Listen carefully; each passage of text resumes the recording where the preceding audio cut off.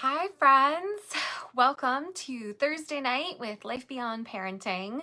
Tonight is the next episode of Conversations with Parents Who Write. And tonight I am joined by Shauntay Armstead, who is a single mom. And she started her MAB ebook Galleria because she realized, as a lot of us moms feel, that asking for help isn't always the easiest for us. She said, I love this quote, "I had to improvise all these years. So I figured I'd share my story as I'm going because I know there are moms all over the world dealing with similar struggles." Shauntay has been filling her ebook Galleria with parenting solutions that are designed for busy moms at home or on the go. And these ebooks are, they enable parents to read and apply information quicker than their kids' cat naps. Shauntay also has 2 daughters and they live in Pennsylvania, USA. So I am going to pull Shauntay in now. I saw her little, "Hi, I'm here." And I'm going to send in. Adding. Connecting. Hi. Hi. Thank you so much for joining me. Yes, thanks for having me. I'm glad to be here. Yeah. How was your day? Let's just start off with that. How was your day?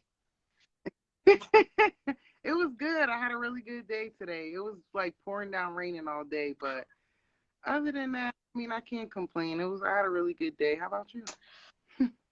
How was your day? As I stop and I think it was decent.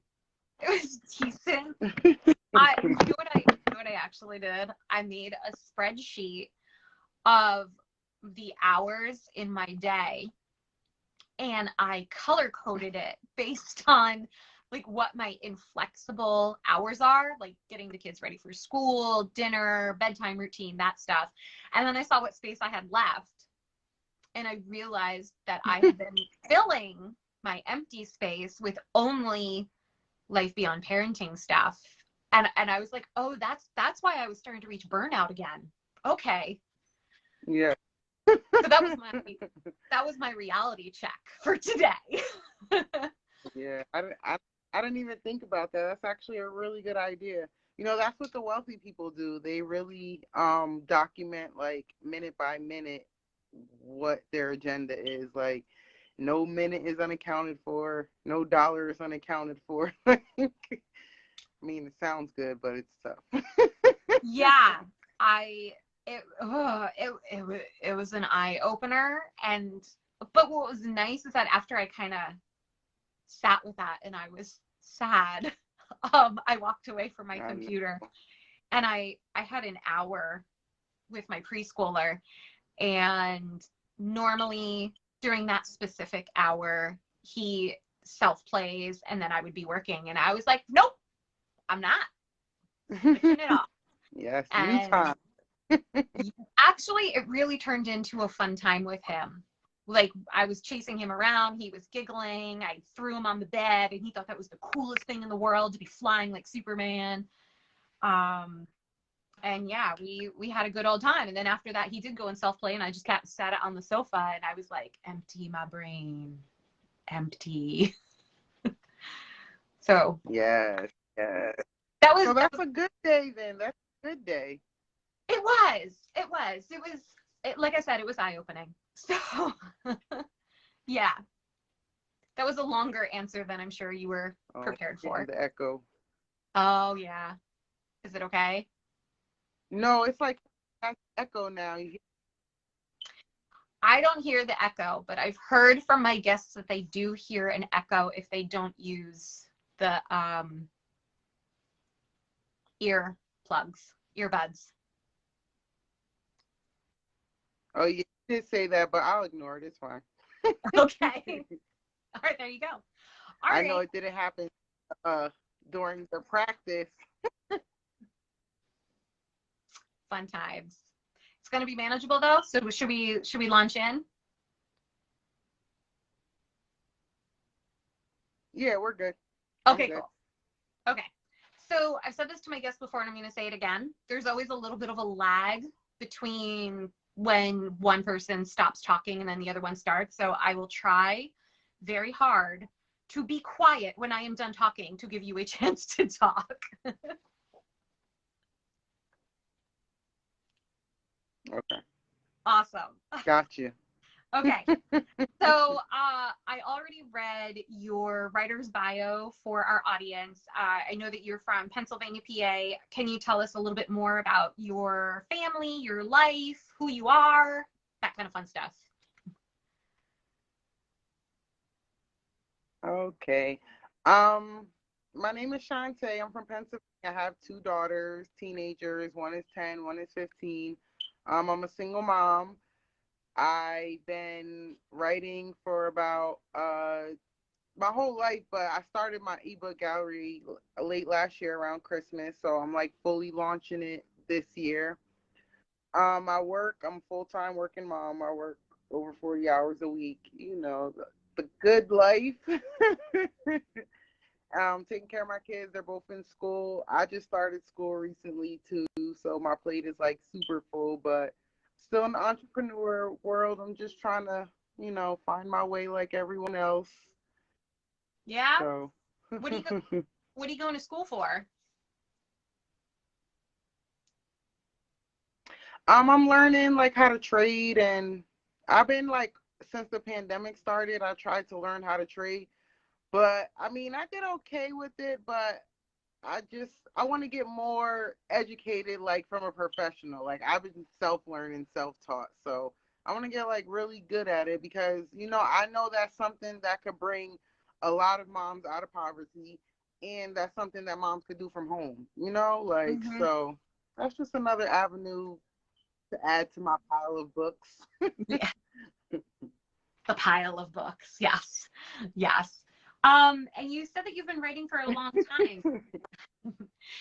So can you tell me more about that? Like when did you really first start writing in life? When did you realize that this was something that you really loved and enjoyed?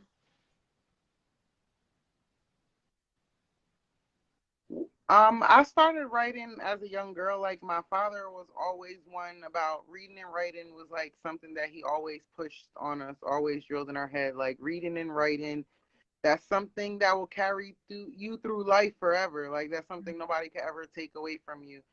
So, when my father passed away when I was like 17, so it kind of like I kind of lost that like love for writing because I guess of the connection. So a few years ago, I went through some hard times and I found myself, well, I don't remember because I was in such a dark place, but when I moved a few years ago, I found all these notebooks of all this writing that I was doing. And I was just like amazed that to be in such a dark place, I still wrote some great stuff down. And I was just like, when I was looking through it, I'm like, this could really be a book. Like, I could really write a book about my life. So then I was like, I don't really want to write a book though, because it is a brutal world. Like, between the publishers and the editors, it's a little brutal in the author's world. So I wanted to take a different route because I wanted to get the I'm an editor. I wanted to get the information out. No offense. Yeah, so I wanted to get the information out. No, I'm good. I'm good. I hope you're not offended either.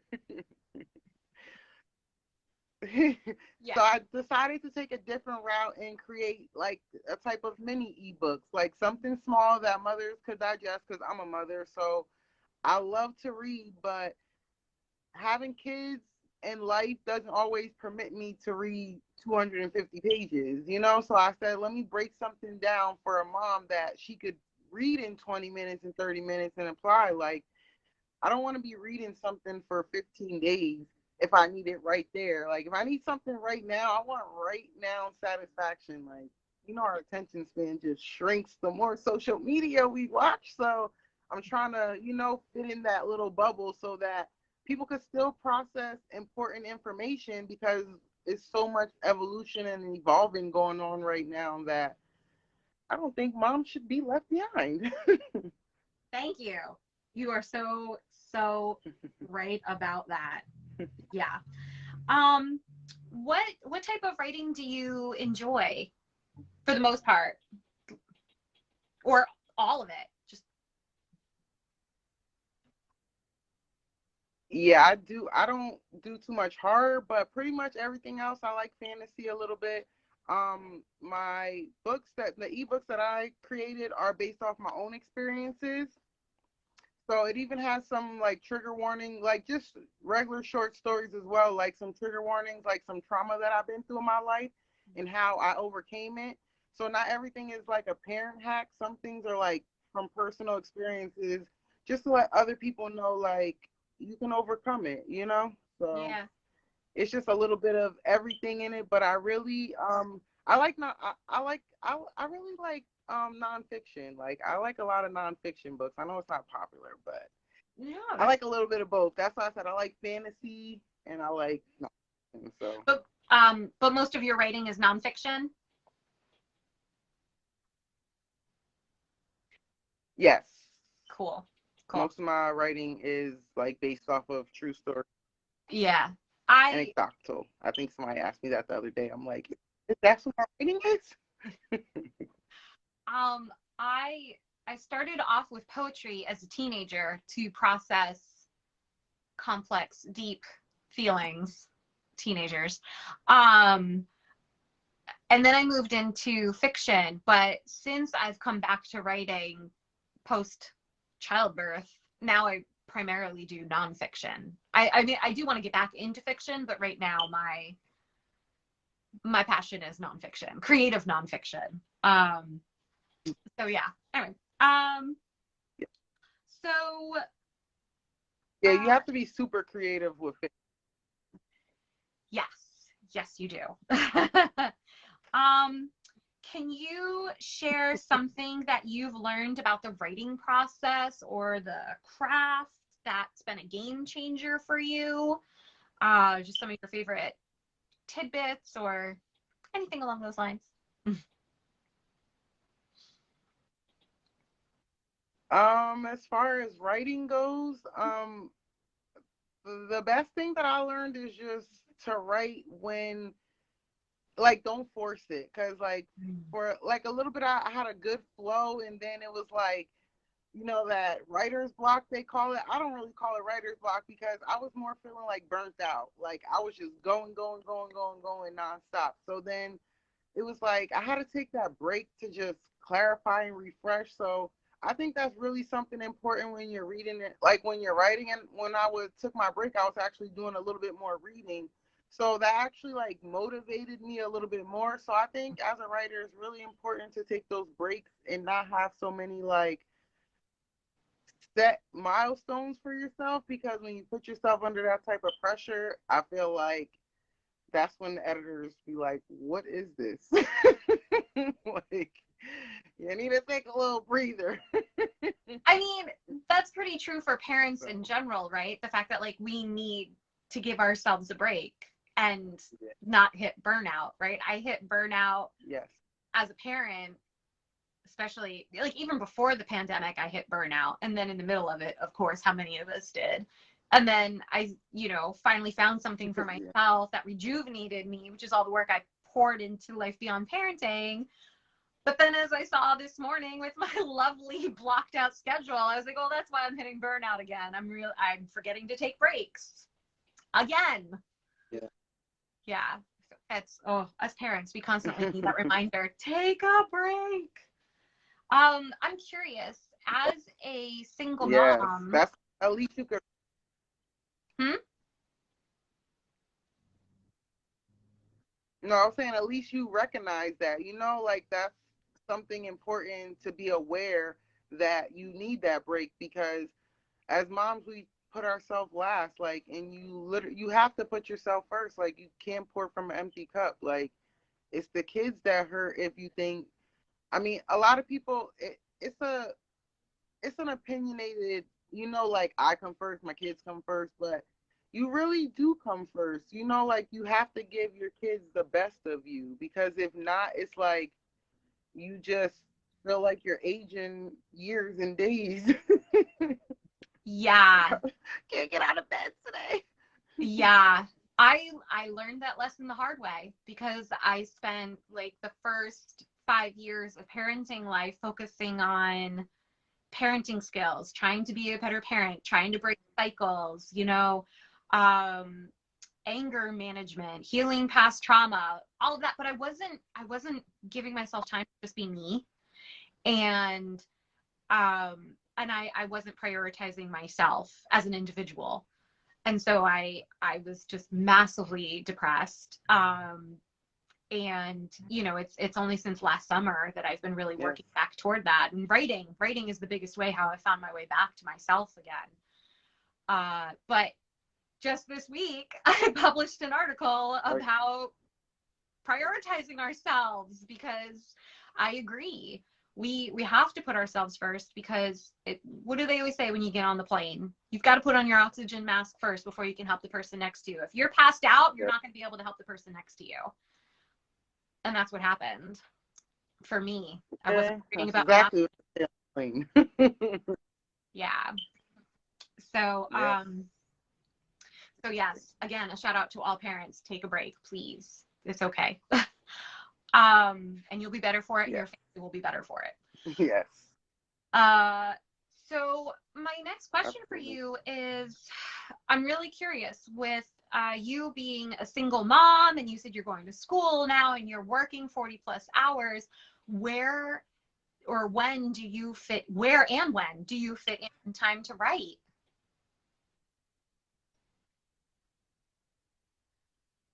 I do a lot of late nights, but I like notebooks. Like, I really can write well on notebooks. It's the transferring to the laptop, like to the digital, that is like the main headache for me. So like, to write is like, I have piles of notebooks sitting right here, like, just so writing is like, I could write on the go. I have notebooks in the car, I have notebooks everywhere, so I could constantly take notes. And I'm one of those people that could have like 75 things written on a piece of paper. Nobody can read it but me. So that I'm that type of writer. So by the time I could get all my ideas on one paper and actually jot it down into, like, I do it old school, like outline, and so that's how I write. And then once I transfer it to the computer, I read out loud. And my daughter's 10, I said, so she reads it to me. I make sure it's good for her. So my books pretty much sit at that 4th grade level, so it's not like over the top processing for parents, like my 4th grader could process the information, then anybody could pretty process it, as long as you went to elementary school. And quick reading. So you have notebooks all over the place. I love that. I tend to go back and forth. I keep a lot of my documents on Google Drive so that I can edit wherever I am. But I also do and love my journals. My article for next week that I'm working on is 100% in my journal as of right now. So that'll be fun when I have to transcribe that. That can get annoying, where it's like, because I also don't want to edit when I'm in the middle of transcribing, and then it just But when I'm writing, I can imagine it's 10 times worse for you. But I appreciate the being able to slow down and write in a physical journal and really like dig deeper into my thoughts. Yes. Yeah. Yes. I feel like I could write a little quicker too, also, as opposed to laptop. Yeah. Okay. Next question. Can you share a specific time you had to overcome self-doubt about your writing?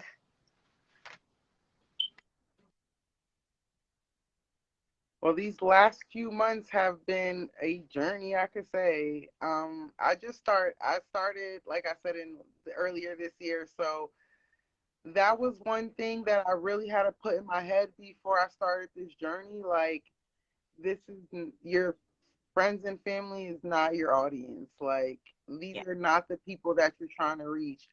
So that's just something that stays in my heart. Like, my Yeah. peers are my age. Our kids are older already. Like, I'm trying to help those moms with those little babies, because that's where it's the hardest. Like you were saying, those first few years where you're just like, I gotta do this, I gotta do that, I gotta do this, I gotta be the perfect mom. And it's like you lose yourself because you're just giving and giving and giving without receiving anything back. So then it ends up being like you're just drained out.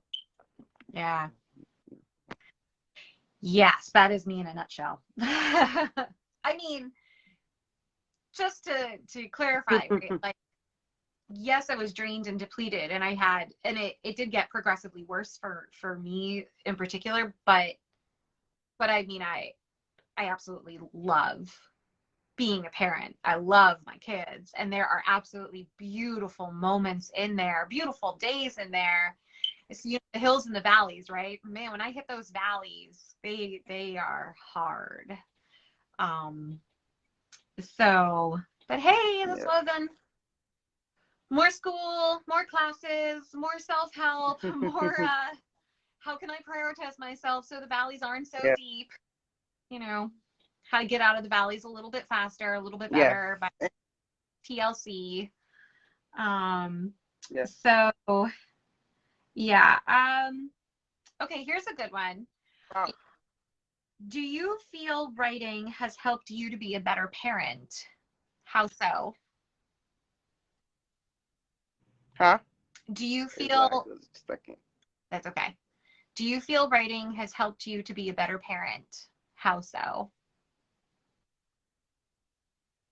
Just I feel it does, because just some of the topics that I'm writing on, it just brings me closer to my kids, asking their opinion, like having them involved, just overall like a family thing. And then it also inspires them, because they'll be like, Mom, look what I wrote. Like, oh, I wrote this now. So it's really, it's like a domino effect. Like, and it makes me feel good because, like, the times are different. Like, when I was younger, my dad used to just be like, come to the table, come write. I was like, what do you want me to write? He's like, just write, but it's like, being younger, we couldn't be like, I don't want to do that. It was just do it, So it's like, I don't want to force it on my kids, but it's like they're just coming around to it. So that's a good feeling, that I don't have to be like, sit down and write. It's time to write. So, Right. I love it being a collaborative effort. I can see my 6-year-old's imagination sparking, and oh my gosh, like a week ago or 2 weeks ago, he loves that his school gave, all the kindergartners and first graders, probably every kid in the school got a Chromebook, because virtual learning, you had to be able to switch over. But he came running to the dining room table, and he had found a Word doc on his computer, and he was like, Mama, look, I'm writing my first book. And it was like garbly gook, like not even real words in there, but like I just love, like he was so excited, and he was sitting there, and he was like pretending, and I was just like, yes, yes, yes. I'm like, and just being yeah, like, that's so cool. I'm yeah, so happy to see you happy. And in my head, I'm like, parenting win, yeah, parenting winning, yeah, winning. yeah. Yeah, it was, That's exactly how it feels. yeah. Yeah, he's got such an imagination. So fingers crossed, as long as it makes him happy. Here is a fun question. Do you find it is harder to get your butt into your seat to write, or do you find it's harder to get your butt out of the seat and go do other things? Or both? A little bit of both, actually. Cause some days are like, I know I have to do it, but then other days are just like, I don't want to stop. And it's like, those are the days I got so much stuff to do. I'm like, I'm about to be late. I'm just getting away. So it's definitely a good, decent balance in there. And I just try to take it as a go, like not be too hard on myself. Like, oh, I didn't write that much today, or, so I feel like it all just works itself out. Yeah.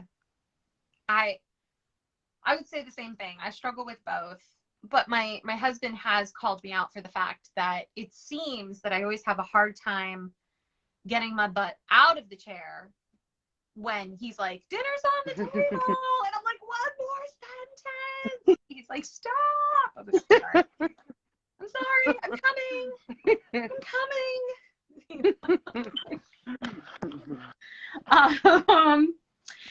So just out of curiosity, was getting your first book completed, was it harder or easier than you thought it would be?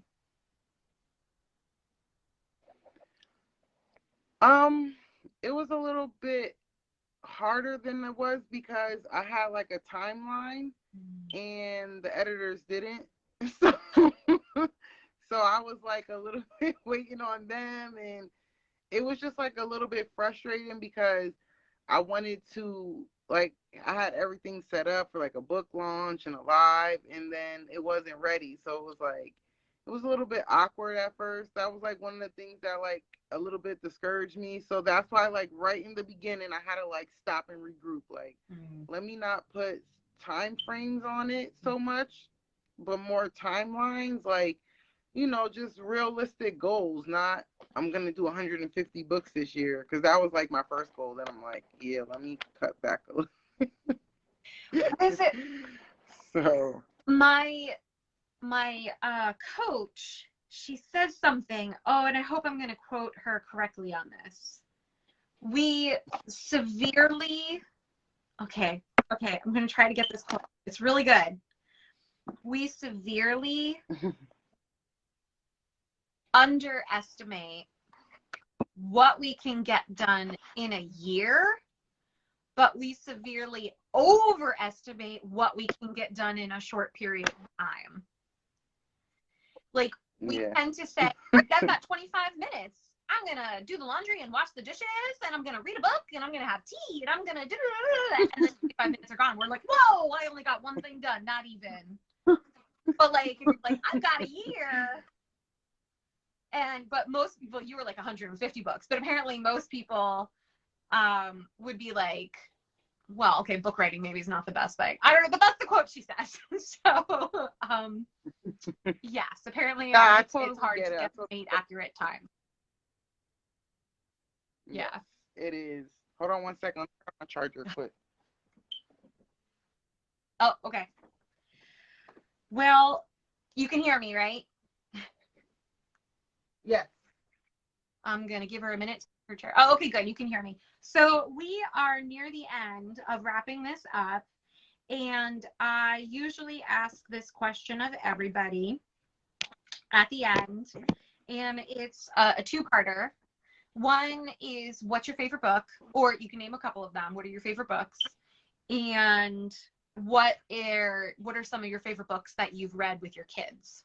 Like your kids' favorite books. One of my favorite books that really was a game changer for me was Rich Dad, Poor Dad.